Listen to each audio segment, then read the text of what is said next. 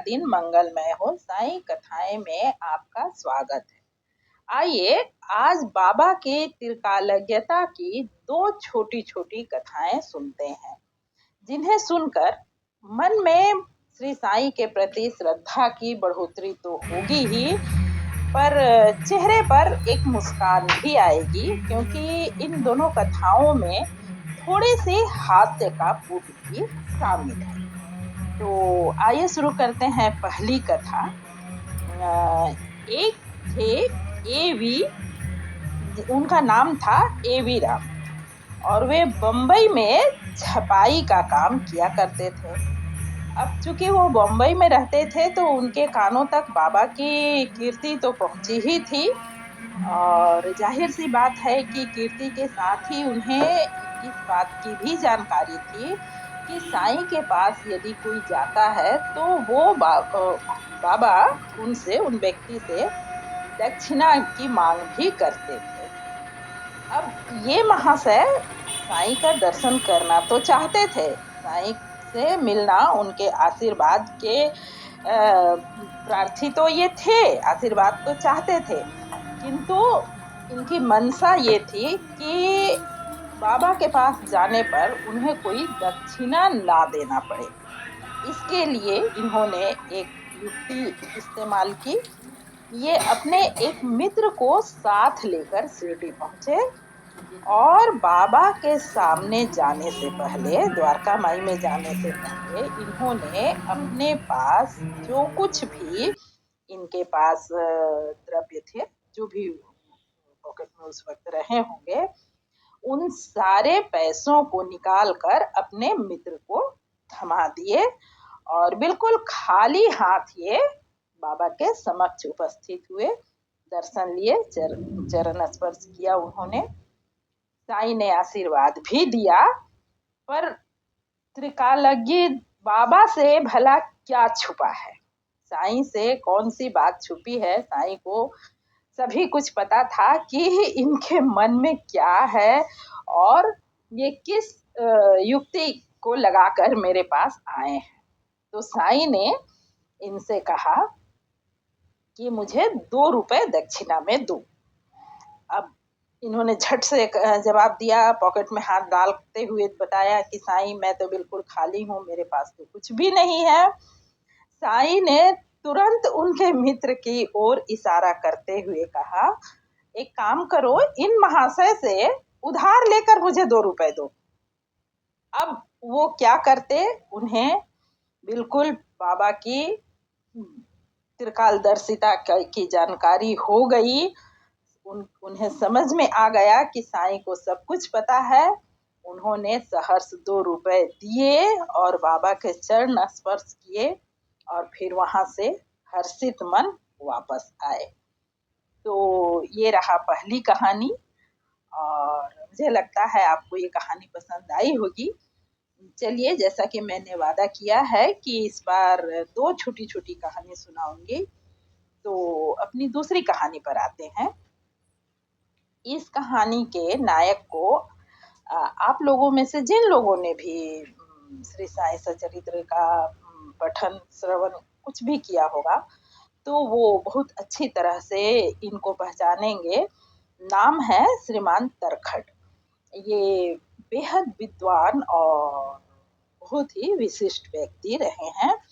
बाल गंगाधर तिलक श्रीमान तरखट के मित्र थे। तो आप लोग इन्हें जानते ही होंगे, अच्छी तरह जानते होंगे इनके बारे में। तो ये कथा भी उन्हीं की है, और इस कथा में भी हल्का सा हास्य का पुट है। हुआ ये कि एक बार श्रीमान तरखट कहीं घर से बाहर, किसी कार्य से बाहर निकल रहे थे। उसी वक्त उनकी पत्नी ने उनसे कुछ रुपए की मांग की। जाहिर सी बात है कि पत्नी है, घर चलाना है, तो उन्हें कुछ पैसों की जरूरत होती ही होंगी। तो उन्होंने श्रीमान तरखट से कुछ पैसों की मांग की। उस वक्त तरखट साहब ने, मतलब बिना ये देखे कि हाँ मेरे पॉकेट में इस वक्त पैसा है या नहीं, सीधे सीधे कह दिया कि नहीं, मेरे पास अभी कोई पैसा नहीं है। और कहकर ये घर से बाहर निकल गए। बाहर निकलने के बाद में जब इन्होंने अपने किसी काम से पॉकेट में हाथ डाला तो इन्हें पता चला कि पॉकेट में पैसे तो पर्याप्त थे, ये चाहते तो दे सकते थे, पर फिर भी मतलब श्रीमान तरखड़ ने, वो अभी घर से नीचे ही उतरे थे, वो वापस जाकर अपनी पत्नी को पैसा देना मतलब उचित समझा नहीं समझा, गए नहीं वो, और जा करके अपनी पत्नी को कोई पैसा उन्होंने नहीं दिया उस वक्त, और वो सीधे अपने जिस काम से जा रहे थे वो चले गए। ठीक है, वो दिन बीत गया, समय बीता। कुछ समय बीतने के बाद चूंकि ये पति पत्नी श्री साईं के एकनिष्ठ भक्त थे और अक्सर शिरडी जाया करते थे, लंबे लंबे समय तक उनका शिरडी में प्रवास होता था। तो कुछ ही दिनों बाद इन्हें अवसर मिला और ये दोनों पति पत्नी साईं के पास, साईं से मिलने शिरडी पहुंचे। जब मस्जिद, द्वारका माई मस्जिद में ये लोग गए तो बाबा ने श्रीमती तरखड़ को संबोधित करते हुए कहा कि माई, आजकल लोग बड़े कुटिल हो गए हैं, पॉकेट में पैसा रहते हुए भी कह देते हैं कि मेरे पास कोई पैसा नहीं है।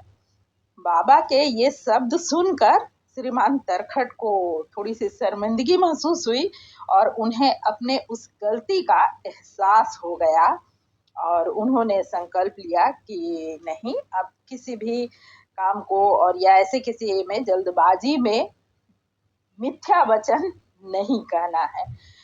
तो भक्तों, यहाँ पर ये दोनों कथाएं एक तरह से तो कहिए तो बाबा की त्रिकालज्ञता के बारे में है ही, हास्य का पुट भी है, पर यदि समझें तो इसमें साईं का संदेश यदि समझें तो इन दोनों कथाओं में सिर्फ एक ही है कि हमें मिथ्या वचन, मिथ्या आचरण से बचना चाहिए। यदि हम साईं पर भरोसा रखते हैं, हम यदि साईं के भक्त हैं, तो हमें ऐसी चीजों से बिल्कुल बच के रहना चाहिए, क्योंकि यदि हमें साईं पर भरोसा है तो हमें किस बात का भय है, किस दिन के लिए हमें संचय करना है। जब साईं है तो वो सब कुछ संभाल लेंगे, बिल्कुल संभाल लेंगे। हमें किसी चीज के लिए इस तरह का मिथ्या आचरण और मिथ्या वचन की कोई आवश्यकता नहीं है। संभवतः साईं ने इन दोनों ही कथाओं में इसी बात के ओर इंगित किया और यही समझाने का प्रयास साईं का रहा होगा, ऐसा समझ आता है। आपका क्या राय है, जरूर बताइएगा। और आज के लिए बस इतना ही, मिलते हैं फिर किसी अगले वीडियो में। अब तक वीडियो में बने रहने के लिए हार्दिक धन्यवाद।